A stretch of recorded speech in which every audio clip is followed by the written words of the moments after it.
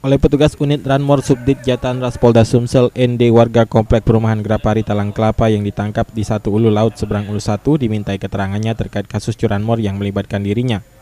ND menjadi DPO polisi sejak 2 bulan lalu karena mencuri motor milik Yudi Sarial yang ada di simpang Jalan Prameswara. Dalam aksinya, ND dan seorang temannya yang terlebih dahulu ditangkap, IP, berpura-pura menolong korban yang kecelakaan. Ternyata oleh ND dan temannya IP, motor korban sudah dibawa kabur. Namun dalam penyelidikan polisi, IP berhasil ditangkap dan ND menjadi buronan polisi. Menurut pengakuan IP, ia baru 1 kali ini melakukan aksi pencurian motor.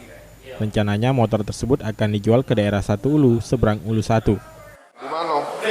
Ya di Lingkaran tuh. Hah? Di Lingkaran tuh. Sudah apa? Kapan itu kejadiannya? Ya 11 setengah lalu. Cak mana caranya waktu itu? Bukan mana Pak, di sini ini nolong ini, kecelakaan, ada kecelakaan. Kau tuh modusnya ya? Iya, Motor apa yang kamu ambil? Vario. Vario. Kau bawa mana? Ya, bawa ke Satu Ulu. Kau jual? Ya nanti jual ke Ripin Mas Pak. Berapa dapat kau? Ya udah tahu Pak, belum sempat dijual itu Pak. Atas penangkapan ini, ND pun akan bersama dengan temannya untuk menjalani hari-harinya dari balik jeruji besi Polda Sumsel. Firman Hidayat, PAL TV.